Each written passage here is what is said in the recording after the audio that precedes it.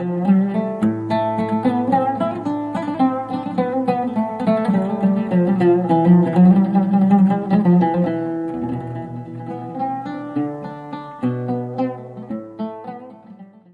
خدای بەخشندەی میهرەبان، سەلامی خوداتان لەبێ ئازیزان و خۆشەویستان لە هەر جێگاکەن. خۆشحاڵین لە ئاڵقەیەشتری تازەی بەرنامەی بەفەڕ بە خزمەتی ئەوەی ئەزیز و خۆشەویست شاد بووینەوە. خوازارین تا دوا ساتی بەرنامە بینەر و بیسەرمان من بۆی ئەو بەرنامەی کێمە لەو بەرنامە دەمانەوێت ئەو باسی تاتویەکەین ئێوەش لەگەڵمانە سوودمەند و کەلکمەند. خۆشەویستان لە ئاڵقەی ئەمجارەی بەرنامە دەمانەوێت باسی فەرمان ڕەوا بکەین. ئاخۆ لە ئاینی پیرۆزی ئیسلام فەرمانڕەوا چەندە گرنگی پێدراوە؟ فەرمانڕەوا چیان؟ چەند ئەوانەی کە دەبێت ئێمە بیانکەینە فەرمانڕەوا؟ ئاخۆ دەستی ئێمەی تێدایە؟ ئەگەر فەرمانڕەوا لایدا لە سلکی ئینسانیەت و دادگەری، لە سلکی ئیسلامەتی، ئێمە تێدا گونەحبار دەبین و سزای ئەو چیە بەکوێ دەگا؟ ئاخۆ ئاقاری کۆمەلگا بەرەو چ ئاراستەیەک دەڕوا؟ بۆ دەرتەشەکردنی جاتری و باسوابەتە لە خزمەتی مامۆستا خدری خەتەی. مامۆستا جان سەلامی خوای گەورە لەسەر بێ، زۆر بەخێر بێ بۆ نێو بەرنامەی بەفەڕ. وعلیکم السلام ورحمة الله وبركاته. ئێمەش پێ خۆشحاڵین بە هاتنتان، خوای گەورە پاداشتان داتەوە، خوای پەروەردیگار ئەو بەرنامە بەفڕە پڕ فڕ و بەرەکەت بکە یا ڕەبی. زۆر سپاس مامۆستا جان.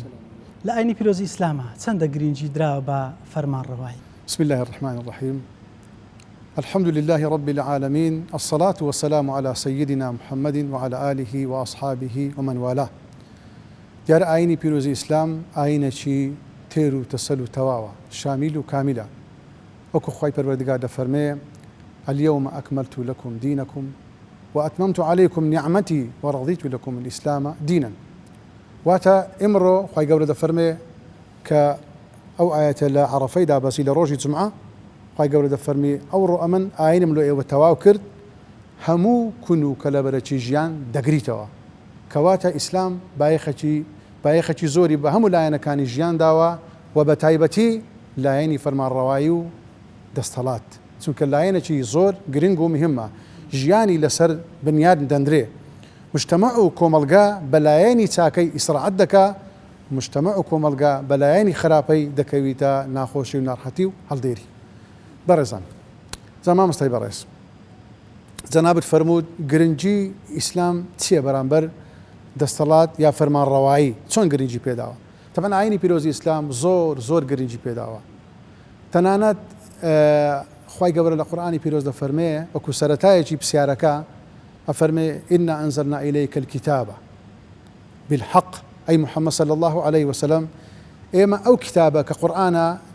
بۆ تومان دابەزان و تەخوارەوە بە حەق، یعنی بەڕاستی، یعنی بەرنامەیەکی ڕاست و دروستە. ئەو یەک. لتحكم بين الناس، هەتا وەکو فەرمانڕەوایی لەناو خەڵکی تال بکەی، هەتا وەکو فەرمانڕەوایی لەناو خەڵکی بکەی. وەچی دیکە؟ بما أراك الله، کەخوا بەو شێوەی پیشانەکویدایە، یعنی بەو شێوەی کە خوای پەروەردیگار بە وەحی لۆ تو ناردیە، ئەتوش بەو شێوەیە لەسەر خەڵکی تەطبیق بکە، پیشانی خەڵکی بدە. ولا تكن للخائنين خصيما، پشتگیری و هاوکاری دیفاع لە خەڵکی خائین و ستەمکار و بێدین مەکە. بزانە خوای پەروەردیگار لەو ئاەتە مبارەکە و پیرۆزە زۆر جوان ڕوونی کردیتەوە کە فەرمانڕەوایی لە ئیسلامدا زۆر شتێکی گرنگ و مهمە. و قسەیەک دەجێڕنەوە لە پێشەوە عوسمان خوا لێ ڕازی بی، دەفەرمێ: إن الله ليضع بالسلطان ما لا يضع بالقرآن. خوای گەورە سبحانه وتعالى هەندێک شت هەیە بە دەستەڵات و فەرمانڕەوایی لا دەدا و قەدەغەی دەکا، بە قورئانەکەی قەدەغە ناکە. یعنی چۆن بۆ نمونە خوای گەورە لە قورئانە فەرمێ زوڵم مەکەن، وانە خەڵک لەوانەیە بە قسەی نەکا، بەڵام ئەگەر فەرمانڕەوایەکی دادپەروەر هەبی دەستی دەگری و قەدەغەی دەکا. ئەو بەو شێوەیە کەواتە دەستەڵات و فەرمانڕەوایی جاریوەیە ئیشێکی جێبەجێ دەکا کە لە قورئانێ باس دەکا، خەڵک تەطبیقی ناکە، بەس ئەگەر دەستەڵات و فەرمانڕەوایەکەبی جێبەجێ دەکا. بەڵێ ئەو فەرمانڕەوایی کە خوای گەورە مەبەستێتی دەبێت چۆن بێ بۆ نمونە؟ ئەو فەرمانڕەوایی کە خوای پەروەردیگار مەبەستێتی، زانایان نێزیکەی 17 سیفەتیان دانایە بۆ فەرمانڕەوایی چاک. ئێمە هەندێکیان باسەکەی. یەک، دەبی حکم بما أنزل الله بکە، ئەوەی خوای پەروەردیگار دای بەزاندووە دەبی حکم بۆی بکە. الصبر، دەبی ئارامی هەبی. اليقین، دەبی یەقینی هەبی، متمانە هەبی بەخوای پەروەردیگار، متمانەی بەخۆ هەبی. وهو چی دیکە؟ متمانەی خەڵکیشی بەدەستبێنێ. متمانەی خەڵکیش بەدەستبێنی. طبعا دەبی چبی؟ دەبی خوا لە خۆی ڕازیکە، خالق لە خۆی ڕازیکە، مەخلوقیش لە خۆی ڕازیکە. و هەروەها دەبی قووەتی هەبی، قووەت. زۆر کاتوێ بۆن منە فەرمانڕەوا هەیەیان کەسێکی دەبێتە فەرمانڕەوا ئەوە دەزانی خەڵک لە خوددا و پێغەمبەر ڕازینین زۆرێکن خوای گەورەمان پارێزی بەڵام چینێک هەن ئەگەر چی مەسەلەن با بڵێن دەسەڵاتیان کەمە بەڵام خەڵکەکە متمانەی پێ نادا لە هەمان کاتچە لەسەر ڕێزکێکی ڕاست دەڕەوە کە خوا پێغەمبەری خوا پێیان خۆشە ساوسەلەم ئەوە مەسەلەیەکی دیکەیە مەسەلەن بۆ نمونە پێغەمبەرمان صلی الله عليه و آله وسلم دەفەرمێ لە ڕۆژی قیامەتێ پێغەمبەر دێ یەک نەفەری لەگەڵا کە پێغەمبەری خوددایە پێغەمبەری خوایە وحی پێ ڕاستە دروستە معنای وانە کە خەڵک و جەماوەری کبلەکە بوو یعنی لەسەر ناحەقە قورئان ئەوە مالوویەکرا دەکاتەوە فەرمێ وقلیل من عیبادی الشەکور زۆر کەمینە ئەوانەی شکرانی خوا دەکەن لەسەر بەرنامەی ڕاست و دروستن ینی مانای ئەوەی کە زۆر بوون ڕاستن ئەوە نییە بەخوای گەورە بە پێغەمبەر فەرمی صلی الله علیه وسلم وإن تطع أكثر من في الأرض يضلوك ئەگەر ئەتوو باسی ئەگەر ئەتوو بەگوێی زۆرینەی خەڵکی بکەی لەسەر ڕێت لادەبن ئەی محەممەد صلی الله عليه وسلم کەواتە زۆرینە قاعدە نییە وكثير من الناس لفاسقون زۆربەی خەرکی فاسقە لە ڕێیان لادا بەڵام کەمینەیان زۆرینە گرنگ لە ئیسلام ئەوەیە لەسەر حەقە جا با بینەوە سەر سیفەتەکە گوتمان دەبی بە قووەتیش بی چۆن بە قووەت بی یعنی تەماشا دەکەی قورئان ئەو شتانەمان لێکلا دەکاتەوە کاتێ موسا سەلات و سەلامی خوای لەسەر بی لە بەدەستی تاغوتی فیرعون ڕادەکا دەیەوێ بیکوژی لۆ چکە دەیە بەرنامەی خوا لەسەر مجتەمع و کۆمەلگا تەطبیق بکە هاتی وحی هینایە دەیە ئەو مجتەمع بەرەو دادگەری بە بەڵام تاغوتەکی وەکو فیرعون کە بە زوڵم و بە ناحەق و بە ناڕەوا لەسەر خەرکی حکم دەکا بۆیە دەیەوێ موسا بکوژی موسا هەردێ دەچتە مەدیەن لەوێ دەرێکە چیرۆکەکە بەس بە کورتی دەجێڕمەوە کە لەوێ دەبینی شوانەکان و مەڕەکانیان ئاو دەدەن ئەویش دوو کچی هەنا کە هەندێک دەڵێن شوعیب بووە هەندێک دەڵێن شوعیب نەبووە ئەلمی پیاوەکی صالح بووە لەوێ دەرێت لە مەدیەن بۆ دوو کچەکانی چوینە مەڕەکانی ئاو بدەن بەڵام تەماشا دەکەن پیاوی لێنە ناچن موسا کە چاوی پێدەکەوی لەوێن دەرێ دەچی یارمەتی ئەو دووسی دەدا مەڕەکانیان لۆ ئاوەدا بەردەکی گەورە هەیە لەسەر بیرەکەی لا دەبا ئەو دوو کچە دەگەڕێنەوە دەرێن با بە پیاوەکی ئەمین ماندی و بە قووەش ماندی ئەمین و بە قووەت بوو جالوێ دەرێن بابە ئەو پیاوەی بەکرێ بگرا لۆ قەویون ئەمینە بەکرێ بگرا وڵا دەست دێنە دوی دەرێن ئین ئەبی یەدعوکە بابی مە بانگت دەکا لیەجزیەکە بما سەقەیتە لەنا ئەو ئاوەی کە داتە ئێمە داتە مەڕەکانی ئێمە دەوێت پاداش بداتەوە بزان لێرە فێر ئەبین کە کەسێک چاکەی لەگەیەکی کرد پاداشی بدەینەوە بۆیە ڕێک دەکەون مەسەڵەن لێرەدا ئەو دوو سیفەتەیە دە موسادا هەبووە یەک قەوی و ئەمین زۆر می بووە یان دوو سیفەتی دیکە خوای پەروەردگار باسی یوسف دەکا سەلات و سەلامی خوای لەسەر بی دێتە مەیدانێ قال اجعلني على خزائن الأرض بە گەورەی میسر دەرێ بە پاشای میسر دەرێ دام بنێ لەسەر خەزێنەی دام بمکە وەزیری دارایی لەبەرەوەی دوو سیفەتم تێدا هەیە بانگەشە لە خۆی دەکا باسی خۆی دەکا ئەتاوەکو ئەو خەڵکە بکەویتە خۆشی إني حفيظ عليم سما يعني أمي حفيظم يعني دزي ناكم يعني قندرني ما يعني سروت ساماني خرچي ناخم وهروا عليم شارزاشم كواتا بسبوريشا دبي بسوريش تذهبي وهروا دبي خالتي ديكا لو أنا كتبي تيان ذهبي زانان دفرم دبي أو دستلات بأمانة حسابك نقبة دسكوت شكو أجر بأمانة حساب كر خيانة تداناكا أجر بدسكوت حساب كر بكيف يخو سورة ساماني مجتمعكم ألقى تخشان وبخشان دك كو بزانين بون من أجر بدس إما بو أو أنا بكنا فرمان رواك حفيظ عليم بيا هو كسرشي زي متماني ودس وتساو زباني لي أمين بي بري شون بزانين بله خواي پروردگار سبحانه وتعالى عقلي دايتي إما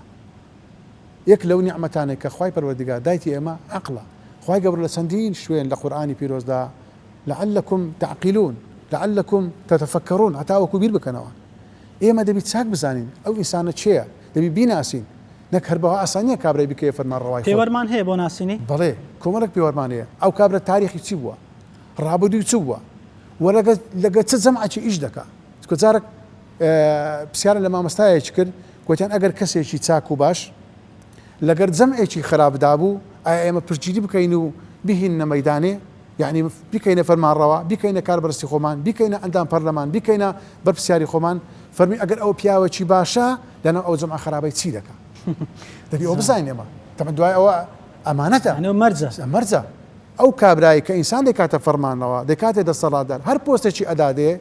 هر جناه تاوانك بك إما لجناه كي بجدارين تقولوا يا رمتي من دا خی گەورە فەرمێ وتعاونوا على البر والتقوى ولا تعاونوا على الإثم والعدوان. هەر زیادکردنی بۆرایی لایەنەکانی ئەویشە بالضبط. کەواتە خی گەورە فەرمانمان پێ دەکا یارمەتی خەرچی بدەن لەسەر چاکە، یارمەتی خەرچی مەدەن لەسەر گوناه و تاوان. کەواتە ئێمە هەر کەسێکمان هینا مەیدانێ پشتگیریمان کرد هینامانە پێش ئەو کاتێ ئەمە لە هەموو چاکەکانی بەشدارین ئەگە چاکەی کرد و ئەگە خراپەکاریش بوو لە هەموو خراپەکانی بەشداری. ئەو حەدیسی لەسەرە دەقی قورئانیش پیرۆزشی لەسەرە. پێغەمبەری پێشەوە صلی الله علیه وسلم دوای کە وفاتی فەرموو هاوڵە بەڕێزەکان چەندە گرنگیان بە فەرمانڕەواییدا. فەرمانڕەوایی شتێکی زۆر زۆر گرنگە، زۆر زۆر مهمە لە ئیسلامدا. تەماشاکە پێغەمبەرمان صلی الله علیه وسلم لە ناو 124,000 پێغەمبەری گەورەترین پێغەمبەرە، لە ناو سەرجەم گرۆهی مرۆڤایەتی گەورەترین مرۆڤە کە بە خۆشی وەها گەورە بوو لە ژیانیدا. تەمەن لاشەکەی بە زیندوی هەر پیرۆز بوو. خی گەورە چۆن بەرنامەکەی پاراستیا ئنا نحن نزلنا الذکر وإنا له لحافظون. خی گەورە وعد و بەڵێنیدا ئەم قورئانە بپارێسی، قورئانی کە بۆ پێغەمبەر هاتووە و بۆ ئومەتی پێغەمبەر هاتووە صلی الله علیه وسلم. وخی گەورە وعدەشیدا لاشەی پێغەمبەر بە زیندویەتی بپارێزی. والله يعصمك من الناس أي محمد صلى الله عليه وسلم سيدي كباسوان بخود دامنه خواهي قبر أتو دپارزي كويت باسوان كان برونو ماري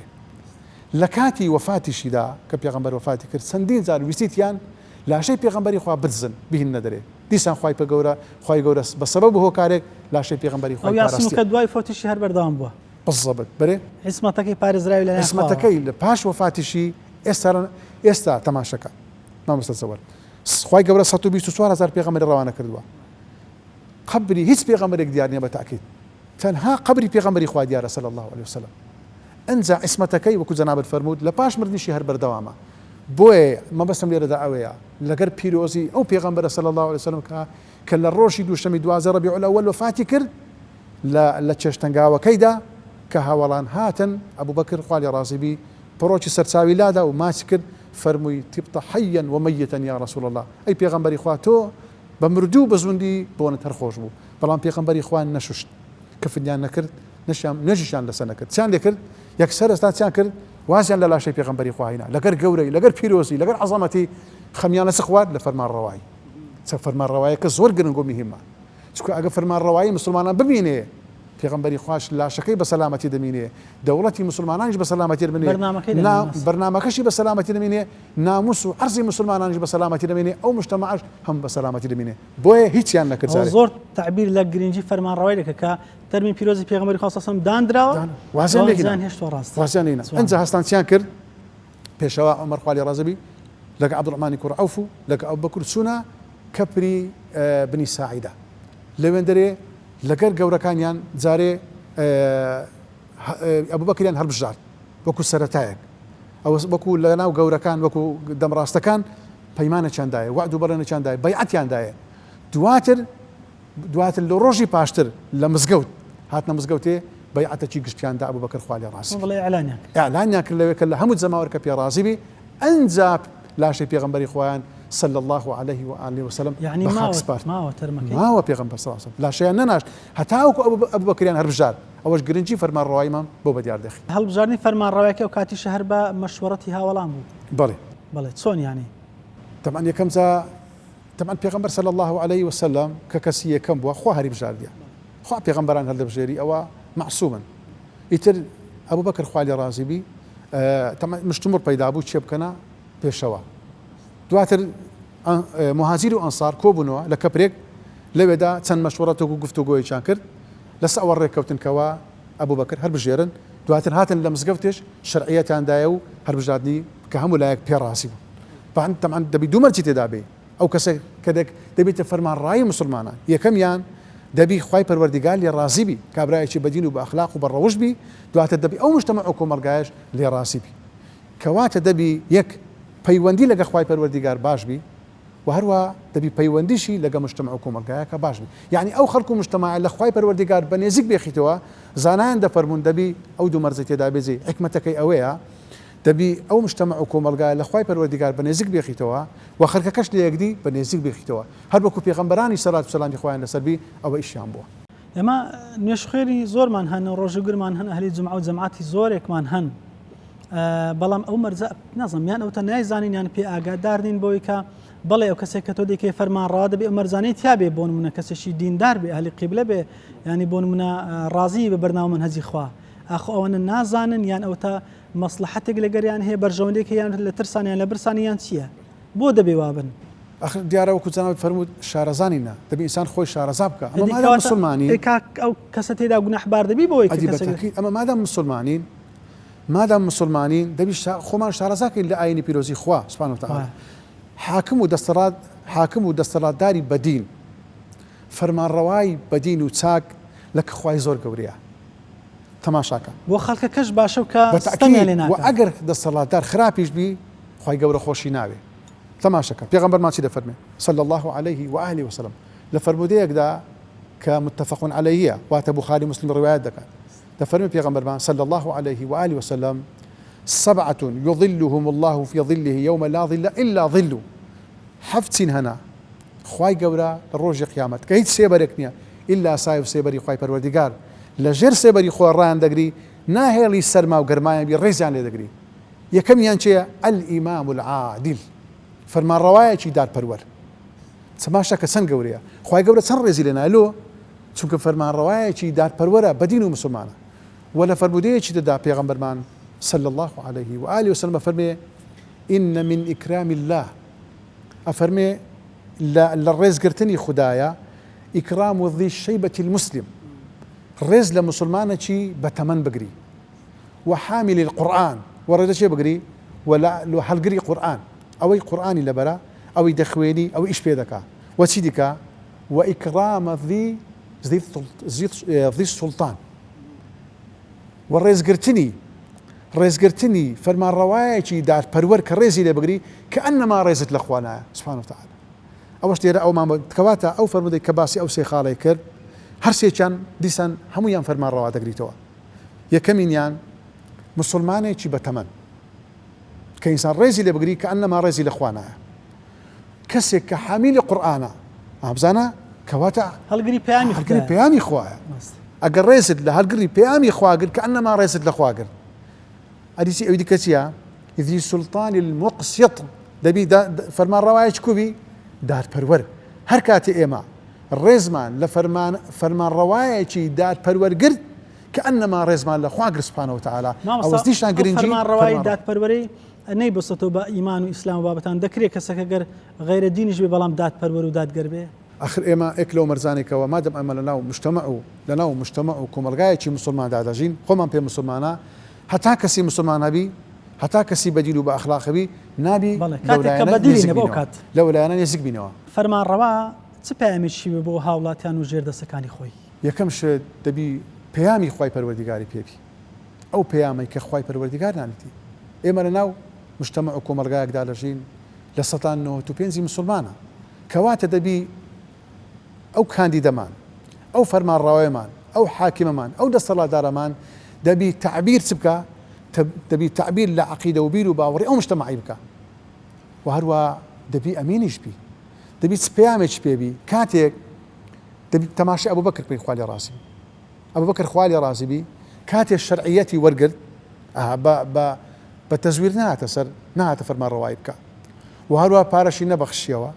قووەت و هێزشی بەکار نەینا بەڵکو خەرک بە تیبی نەفسەوە بە خۆشی خۆیەوە ئەبوبەکری هەڵبژار خوا لێ ڕازی بی ئەنجا هاتە مزگەوتێ چوو بەسەر مینبەرکەت ئەو پەیامی مسلمانە ئەو پەیامی فەرمانڕەوایی ڕاستەقینەیە چوە سەر مینبەری فەرمووی یا ئەیوهە الناس ئەی خەڵچینە پەیامی پێیە پاش ئەوەی کە پۆستی وەرگرتیا یا ئەیوهە الناس ئینی قەد ولیت عەلەیکم ئەمن ئێستا بوویمە فەرمانڕەوایی ئێوە ئەو ئەرکەم کەتە سەر شانی بزانە چەند نیمە وەلەست بخەیریکم من لە ئێوە باشتر نیمە قەت نابی فەرمانڕەوا خۆی پێ لە خەرچی باشتر بی دەبی هەموو دەمێنە ناو مجتەمع و کۆمەلگابی نەک بە سەد ئیستیعلاماتی بگەینێ دەبی هەموو دەمێنە ناو مجتەمع و کۆمەلگابی بە ئاسانی بگەینێ هەست بە زامی بکە بەڕێ تا هەست بە زامی خەڵکەکە بکە بەڕێ دەبی خەڵک بیبینن جا فەرمی وەلەست بخەیریکم من لە ئێوە باشتر نیمە بزانە ئەو تەواضوعەی نوان ئەو تەواضوع جوانەی نوان ئەو خاچایەتەی نوان هیچ تەکەبوری تێدا نەبوو جا فەرمووی بزانن وإن أحسنت أكتساكم لك كردن فأعينوني يارمتين بدن راستا أمتان هالبجاليا أمتان كنت فرمان روا ئەگەر چاک و باش بووم ئێوەش یارمەتی بدەم هەتا چ بم هەتا لەسەر ئەو چاکەی بەردەوام بم هەتا وەکو ئەم زیاتر چاکەی بکەم بەڵام وئین ئەسەعتو ئەگەر خراپەم کرد دیتان گەندەڵ بووم دیتان دز بووم دیتان دادپەروەر نەبووم لەگە خەرچی خراپ بووم جیاوازیم لەناو مجتەمەع کۆمەلگا دەکرد هەندێکیان گەیشت بوون ئاسمانی هەندێکیان ڕوچ بوون ئاردی هەندێک لە شاری خەونەکان بوون هەندێک لە شاری خەمەکان بوون هەندێک فەقیر ببوون هەندێک زۆر دەوڵەمەند ببوون دەر ئەو کاتە وئین ئەسەعتو ئەگە خراپەم کرد فەقەویمونی وەرە ڕاستم بکەنەوە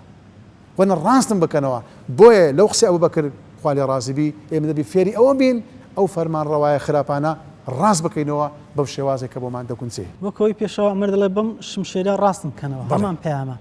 ئەنی ئێمە بۆ نمونە لە ڕۆژگاریی وکو ئەمڕۆیە ئەگەر ئەهم لاری خوارێ دەبینیت چۆن ڕاستیان کەینەوە بەهێز ناتوانین چیت کەمان هەیە خەڵک پێ هەموو شتێکی پێ دەکرێت خەڵک زۆر شتی پێ دەکرێت خەڵک ئەمڕۆ چ شێوازێک بە چ شێوازێک خەرچیان هینایتە مەیدانێ خەرچاکەیتە برا گەورە فەرمانڕەوا بە شێوازی با بە هەمان شێوازیش ئەگەر لێ ڕازین با بەردەوام بین ئەگەر لێ ڕازین با بەردەوام بن وەکو پێشەوە ئەبوو بەکر خوا لێ ڕازی بی هەتا وەکو وەفاتی کرد بەردەوام بوو بەڵام ئەگەر شێوازەکەیان خوار بوو بە چ شێوازێکیان کەیتە برا گەورە با بەم شێوازەش لە برا گەورایەتی بێخت پێمان بڵێ ئەو سیفەتە چاکانە چین کە دەبێت لە فەرمانڕەوادا هەبن بەڕاستی دەبی فەرمانڕەوا دادپەروەر بی نابی جیاوازی لە مابەینی خەڵک بکە دەبی حکم بەوەی بکە کە ئەو شەریعەتەی خوای پەروەردیگار نانیتە خوارێ کە بووە فەرمانڕەوا دەبێتە فەرمانڕەوای هەمووی نەک چینەکە دەنجی پێداوە کات فەرق و جیاوازی حیزباتی و خزمەتی نابێت نەخێر چونکە مادام خۆی کردە سایە و سێبەری هەموو خەرچی بۆیە تەماشە دەکەین ئەو جوولەکە و گاورانە کە لە دەوڵەتی ئیسلامی داژیاون زۆر لە خۆشیدا بووینە زۆر ڕازی بووینە بۆ چونکە خەلیفەی مسلمانان یا لە جێیەکی کەوالیەک هەبی فەرق و جیاوازی پێ نەکردوونە بەرکو پێغەمبەرمان صلی الله عليه وآله وسلم لە زۆر فەرمانیشتادا هەڕەشەی کردووە هەر کەسێک لەگەر کەسێکی زیمی یعنی نامسلمان خراپی ئەفەرمی لە ڕۆژی قیامەتی ئەمن دێم دیفاع لەو کەسێ دەکەم دەمە دوژبنی ئەو کەسێک کە زۆمی لێ کردووە دەمە خەسب يعني إن أكرمكم عند الله أتقاكم طبعا بێگومان کەواتە ئەمە ئەو ئاەتە مبارەکەی جەنابەت خوێنتەوە نابی فەرمانڕەوا یا کەسێک کە پۆستەکی وەرگرت خۆی لە خەرچی پێگەورەتر بی بەوەی گەورە نابی ئین ئەکرمەکم عند الله ئەتقاکم ئەو کەسەی کەوا بە تەقوایە لە هەموو کەسێک گەورەترە چونکە ڕەنگە جاری وەیە کەسێکی فەقیر کەسێکی نابوتە کەسێکی لاواز ڕەنگە دوعایەکی لێ ئەو فەرمانڕەوای بکە لەوێ بمینێتەوە ڕەنگە تووکێکی لێ بکە تووک بە کوردی یعنی دوعای خراپ ڕەنگە دوعایەکی خراپی لێ بکە لەوێندەرەی بهێنیتە خوارێ باسی 124,000 پێغەمبەر کە سەلامی خوایان لەسەر بێت بە درێژایی زەمان خوای گەورە سوبحانەهو وتعالە لەبەر چی ئامان چ بوو لە هەموو پێغەمبەری کە ناردووی کە پێغەمبەرانش دێر دەبنە فەرمانڕەوای ئەو میلەتێکەوە فەرمان لەژێر دەستی ئەوان دەبێت خوای پەروەردیگار سوبحانەهو وتعالە کە مرۆڤەکانی دروست کردووە طبعا مرۆڤەکانیش کردتە خەلیفە مرۆڤەکانی کردتە جێنشین کە فەرمانڕەوای بکەن لەسەر زەویدا جێنشینی خۆی بڵێ هەندێکە فەرمون جێنشینی خۆی هەندێکە فەرم ببنە جێنشینی یەکتر ئیتر ئەوە زانایانی مفەسیرین ئەو بابەتیان بە زۆر نەوعان تەفسیر کردووە کەواتە بەرنامەشی لۆ ناردوونە کە قورئانی پیرۆزە کە شەریعەتی تێر و دەسەل و تەواوە ئەنجا با ئێمە وەڵامی ئەو پرسیارە بە قورئانی پیرۆز دەینە خوای گەورە دەفەرمێ ولقد بعثنا في كل أمة رسولا أن اعبدوا الله واجتنبوا الطاغوت أفرمي خوای گەورە سبحانه وتعالى ئێمە 124,000 پێغەمبەرمان ڕەوا کردووە بۆ هەموو مجتەمەع و کۆمەڵگایەک بۆ هەموو میلەتێک پێغەمبەرێکمان ڕەوان کردیا بۆ دوو هەدەفی زۆر گرنگ أن اعبدوا الله دەبی چ بکەن دەبی خوای پەروەردیگار بپەرستن کەواتە فەرمانڕەوا دەبی خوای گەورە بپەرستی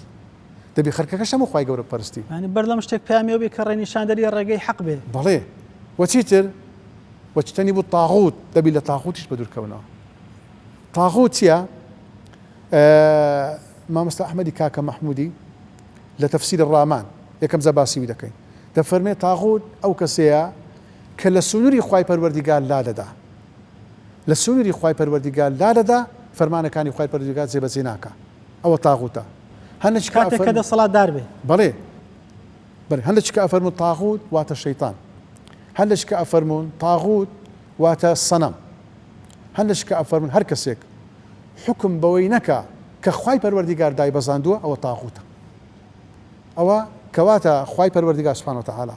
کە ئەو دوو شتەی باس کرد دەبی یەکەم جار بکە دەبی خوای پەروەردیگار بپەرستی و هەروە دەبی لە تاغوتەکانیش دوورکەویتەوە. ئەنجا لە ئاەتە چی دیکە یەکەم جار باسی تاغوتی دەکا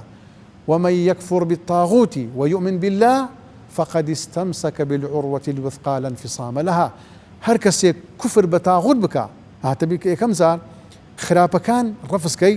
ئەو جا دوایە چاکەکەی قبولکەی چونکە ئەتو ئەتاواز لە خراپەی نینی پێت ناکرێت دەست بە چاکەی بگری وەکو لا إله إلا الله يعني نفي وإثباتی تێدایە. یەکەم جا دەبی هەرچی غەیری تەوحیدە هەرچی غەیری پەرستنی خوای پەروەردیگارە هەمووی وەلانەی ئەو جا یەکتا پەرستی هەر بژێری.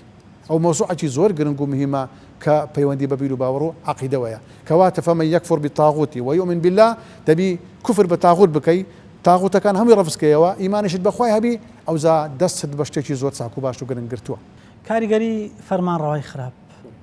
دەبێ ئەو کاریگەری خراپیانە چ بنکەوە لەسەر کۆمەلگا دروست دەبێ کاتێک کە فەرمانڕەوا لە سلکی خۆی لا دەدا دادگەری ناکە. کاریگەری فەرمانڕەوای خراپ زۆر زۆرە لەسەر مجتەمە و کۆمەلگادا. یەکەم جا تەمعەن زانایان لە تەفسیری ئەو ئاەتەی ئەفەرمون إن الله يأمركم أن تؤدوا الأمانات إلى أهلها. خوای گەورە فەرمانتان پێ دەکا کە ئەمانەتەکان تەسمیری خەرچی چاک و باش و ئەهل بکەن.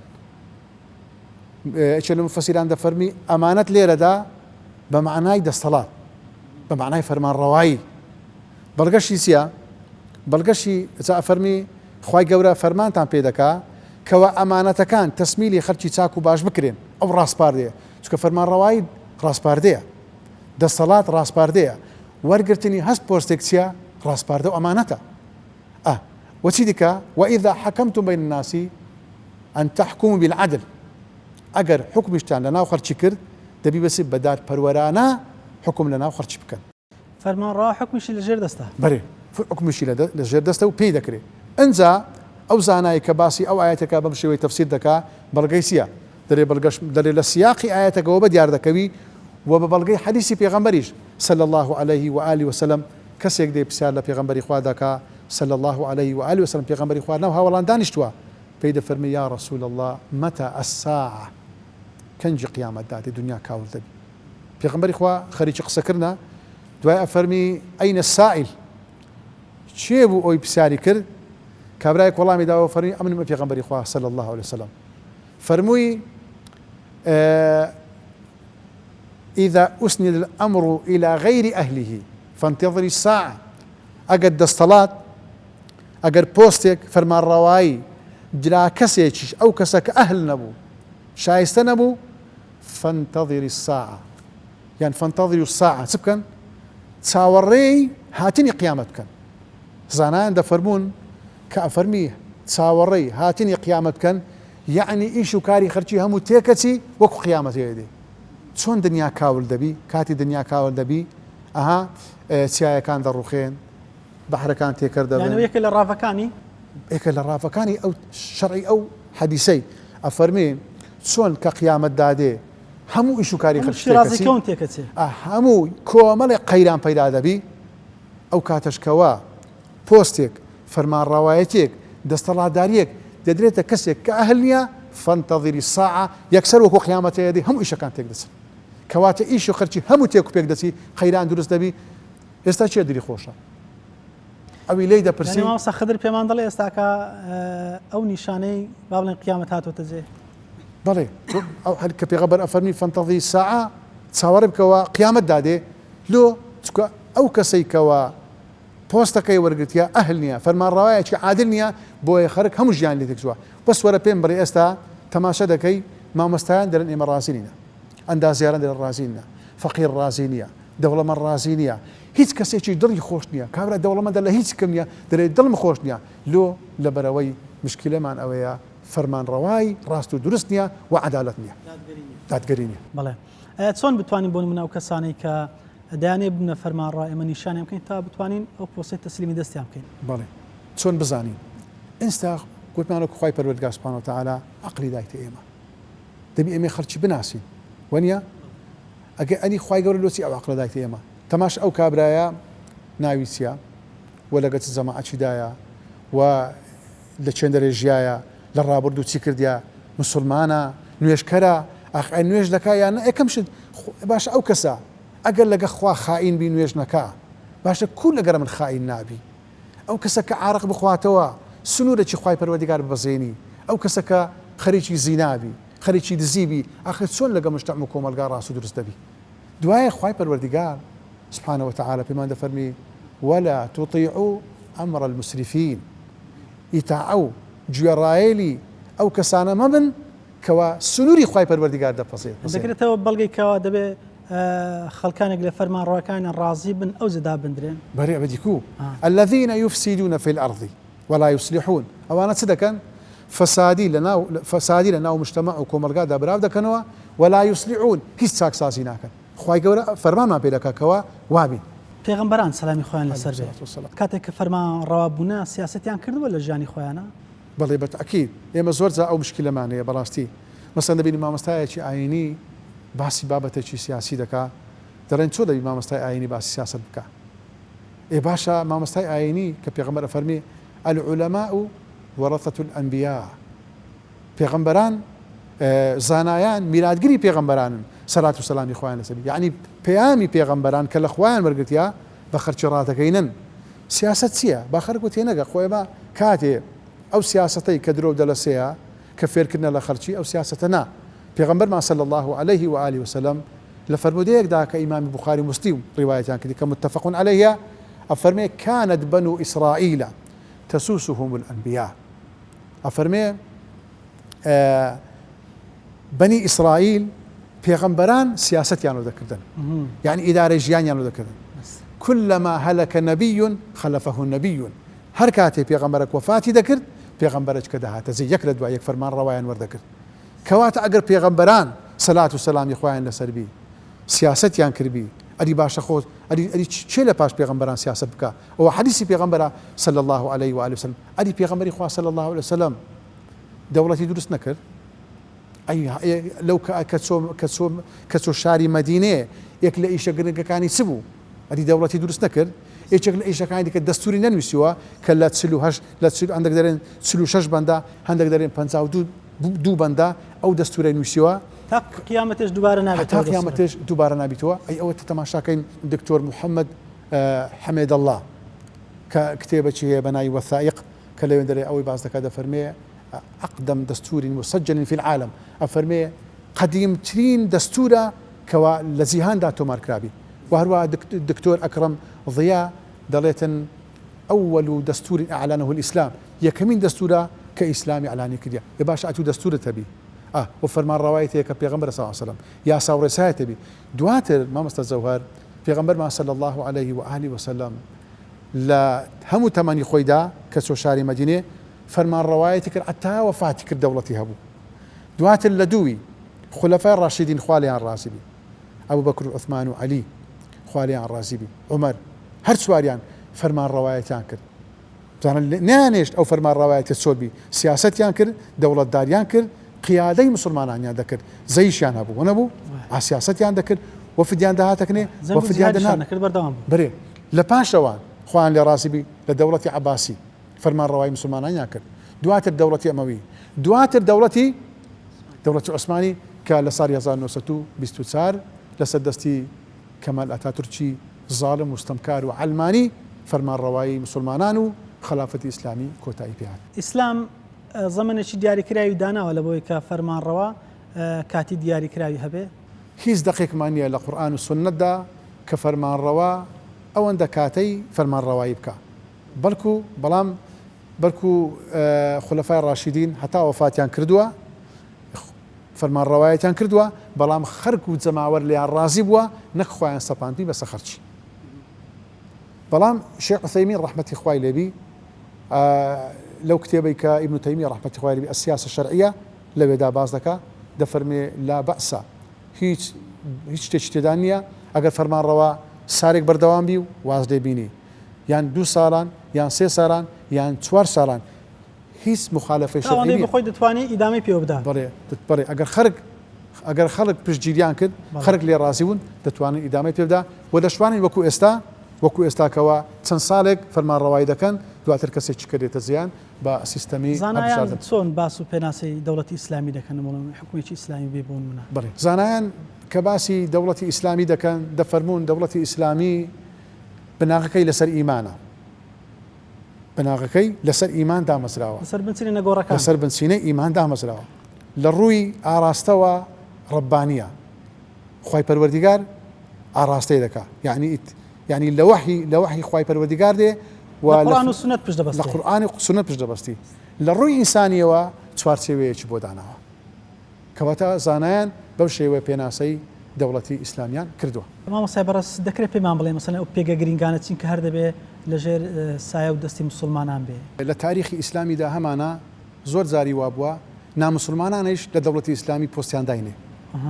بەڵام ناکرێ هەندێک پۆست هەیە بیان درێتێ یەک لەوانە کەسی یەکەمی دەوڵەت دەبی مسلمان بی ئەوەی کە وتاری هەنی دەخوێنیتەوە دەبی کەسی مسلمان بی ئەوەی دادوەری ئەوەی وتە بێژە با بڵێن بڵێ جوان ئەوەی دادوەری لە بینی مسلمانان دەکا فەرماندەی هێزی گشتی بەرێ هێزی عسکەری فەرماندە هێزی گشتی ئەو پۆستانە ناکرێت لە بەردەستی غەیری مسلمانی دابێت بۆ دەبێت پۆستی ئەوانە زۆر پۆستی حساس و دقیقن یان دەکرێت بۆن منە بڵێن ئەوەی کە ئەو ئینقلابی لە میسر کرا لەبەرەوەی هێزی عسکەری لەژێر دەستی کەسێکی وا بوو بالضبط لە نمونەیەکی زیندووە بەڕێزانایان جوانیان کە ئەو مەرجانیان داناوە مەرجی زۆر گرنگ و مهمن بۆیە ناکرێت ئەو پۆستانە کە پۆستی زۆر گرنگن ناکرێت دەستی غەیری مسلمانان دابی زۆر کات مەسەلا ئێمە بینیمانە لە هەندێک فەرمایشتا پێغەمبەری خوا فەرمی صلی الله علیه و سلم سەبر بگرن لەسەر فەرمانڕەوەیە کە نادادگەرە بۆ منە ستەم دەکا لە شوێنی ترشە باسەکات دەڵێ دەبێ ئەو کەسانە لا بردرێن بەرهو کەشی چاکتر و باشتر بێن و دەست و زبانیان ئەمین بێ بۆ بێن پۆستەکە وەربگرن تاکو و دادگەری لێنێ خەڵکی بڵا بێتەوە چۆن ڕەفی تەعارضی ئەو دوو فەرمایشە بکەینێمە زانایان باسی ئەو دوو نەوع فەرمودەیان کردیا تەوافقەکیان لە نێوان کردوونە چونکە تەمان چۆن سبب نزولی قورئان هەیە ئەوها سبب ورودی حەدیثیش هەیە ئیبن حەزم ڕەحمەتی خوای لێبی دەڵێتن ئەو فەرمودانەی کە دەرێ سەبر و ئارەم لە بەرامبەریان بگرن نەسخ بووینەوە بەو فەرمودانەی کە دەرێن بەرەنگاریان ببنەوە بەڵام هەردوو فەرمودەکانی سەحیحن بەڵام هەندێک لە زانایتر قسەیەکی تر دەکەن لە قسەیوی بەهێز و بەقووەترە دەڵێن ئەو فەرمودانە لەگە ئەو دەستەڵاتدار و فەرمانڕەوایانەیتی کە هەڵەیەک و دوان و سەیانیان هەیە دەکرێت بچن ئامۆژگاریان بکەن ئەوانیش واز لەو عیبانەی خۆیان بینن واز لەو کەم و کوڕیانی خۆیان بینن بەڵام ئەو فەرمودانەی کە دەرێ بەرەنگاریان ببنەوە لەگەر ئەو دەستەڵاتدارانەیدایە کە نەک عیبەک و دۆسیان کۆمەڵک عیبانەیەوە خۆشیان چاناکەن بۆیە ئەو حەدیسانە فەرمانمان پێ دەکەن کە ئەو دەستەڵاتدارانە لا بدەین بەرەنگاریان بینەوە تا تاریخی ئیسلامیشدا زۆرمان هەیە وەکو حوسێنی کوڕی عەلی خوا لێ ڕازی بی شۆڕشی بەرپاکرد لە دژی ئەو دەستەڵاتانە کە مسلمانیش بوو سەحابەی دیکەشمانەکان با بڵێ بڵێ سەحابەی دیکەشمانەیەکەوە ڕازی نبوون بە دەستەڵاتداران بەرەنگاریان بووینەوە بۆیە یا هەندێک کە ئەفەرمونون کە پێغەمبەر ئەفەرمی صلی الله علیه و آله وسلم سەبر لە بەرامبەریاندا بگرن هێشتا هەلو مەرزەکە لەبار نییە بۆ گۆڕینیان ئەوەش قسەیەکی دیکە دەکەن کە زانایان دەربارەی لەشکرێ بڕتمێتیشتر لەگەڵانە بۆن منە هەوڵی چاکبوونیان بدرێت تا ئەو کاتێکەوە ڕۆژی خۆی دێ هەتا بڵێ کابرا ئەگەر دەستەڵاتی نەبی باشە هەدەبی سەبر بگری لە بەرامبەردا بەڵام هەر کاتێک هەلو مەرزەک پەیدا بوو دەبی ئەو دەستەڵاتە خراپانە بکاتە دەسەڵاتی چاکتر و باشتر لەوان زۆر کاتێندێ فەرمانڕەوا هەن بیرۆکە ئەوە دەخەنە بیری خەڵکیکەوە دین لە دەوڵەت جیا بکەنەوە ینی جیاکردنەوەی دین لە دەوڵەت تا چەندە ڕێگە پێدراوە ئەخۆ دەوڵەت ئەگەر دینی لەگەڵ نەبێ سەرنجاین بەکوێ دەگا ئێمە لە ئاینی پیرۆزی ئیسلامدا بە هیچ شێوەیەک دین و ژین لێک جودا ناکرێتەوە پێکەوە گرێدراوە دین بۆ ژین هاتووە ژین بۆ ژین هاتووە تا حتا خوای پەروەردیگار سوبحانه وتعالى لە قورئان فێرمان دەکا ربنا آتنا في الدنيا حسنة وفي الآخرة حسنة وقنا عذاب النار پێغەمبەر صلی الله عليه وسلم لە دوعاەکانیدا خوای دنیام بۆ چاک بکەی قیامەتشم بۆ چاک بکەی نەبیستراوە و نەزانراوە لە سەردەمی پێغەمبەری خوادا صلی الله عليه و آله وسلم هەتا دەگاتە ساری 1924 کەوە خلافەتی عوسمانی لە تورکیا لە سەردەستی کەمال ئەتاتورک ڕوخێندرا بەچی بە دەعم و پشتیوانی دوژمنانی خوا هەتا ئەو کاتی نەبیستراوە کەوا دین لە ژین جودا بکرێتەوە ئەلەوێن دەرێدا ساڵێک پاش هێنجی کابرایەکە بوو قازی بوو لە ئەزهەر ئەو قازی بەناوی عەبدوڕازیق ئەو عەبدوڕازیقە ئەو بیرۆکەی پەیدا کرد بیرۆکەی پەیدا کردکەوە دین و دەوڵەت لێک جودا بکرێتەوە ئەو کتێبەش ڕەوازی پێدرا پشتگیری شکرا لەلایەن دوژمنانی ئیسلام بەڵام مسلمانان لێ بەزوا هاتن زۆر ڕەدیان داوە تەنانەت بەرجی مەلایەتیان لەبەر لە غەرب پشتگیری کرا لە غەرب جێبەجێ کرا بەڕێ غەرب جێبەجێ کرا مسلمان نابێ ئەوەی مسلمان نابێ جێبەکە و پشتگیری ئەو کابرایە کرد بەڵام مسلمانان چیان کرد لە قازیاتیان لادا بەرجی مەلایەتیشیان لەبەر کردەوە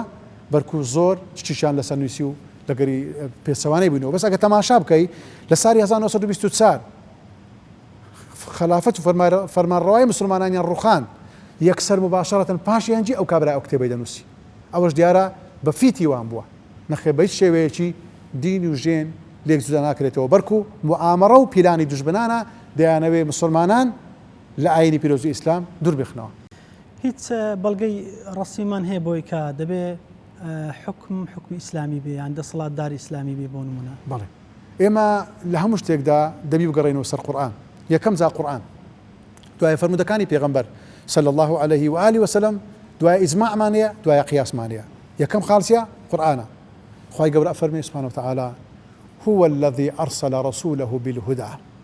ودين الحق ليظهره على الدين كله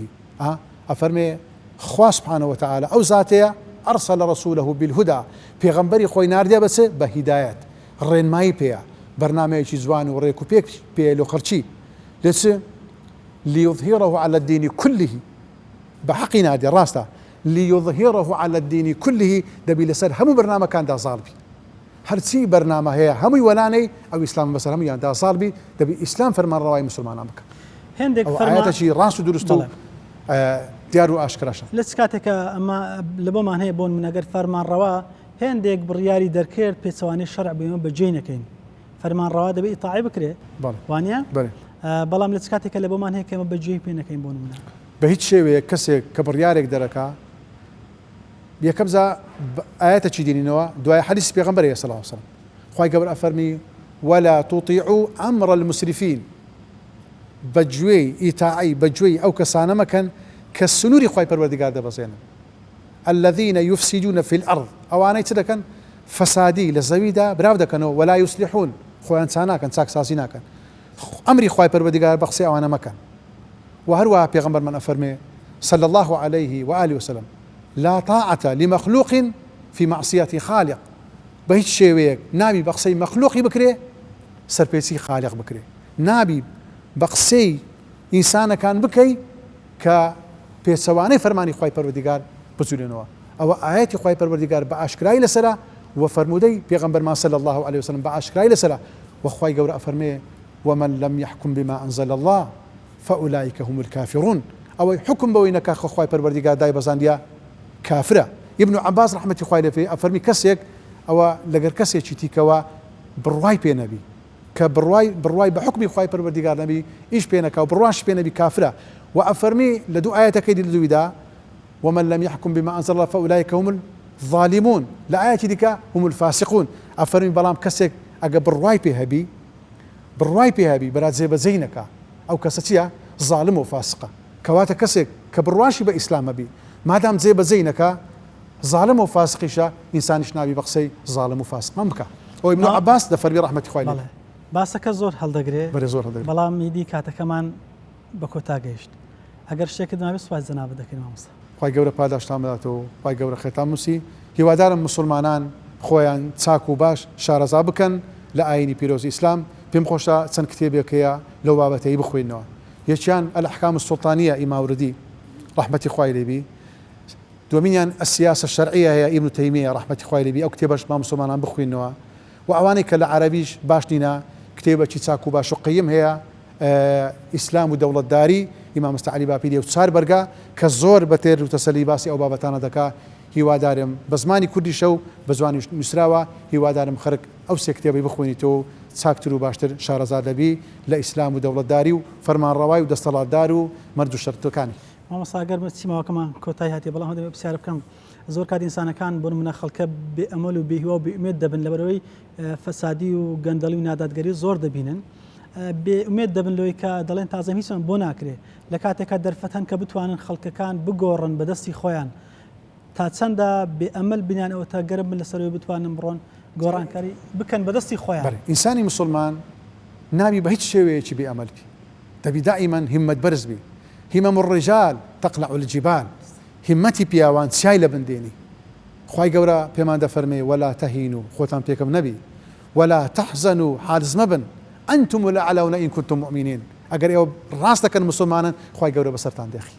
زۆر سپاس سەلامەت بیا مامۆستا خدمەتی خەتەی دەست و چاوت خۆش عەزەتمان دای خوای گەورە پاداشی بەخێر داتەوە. جەنابیشتان زۆر بەخێر بێن سەر و سەرچاومان. بەڵێ بینەرانی بەڕێز و خۆشەویستی کەناڵی ئاسمانی پەیامی بەرنامەی بەفەڕ سپاسان دەکەین تا ئێرە بە دیار بەرنامەکەمان دانیشتن هیوادارین کە ببێتە جێگە ڕەزامەندی خوا و ئێوە خۆشەویستیش لەگەڵمانە سوودمەند بن لە داهاتوە کردداری پێ بکەین ئینشاءالله تاکو دیدار بەخوای گەورە سپاردن. السلام علیکم ورحمة الله وبركاته.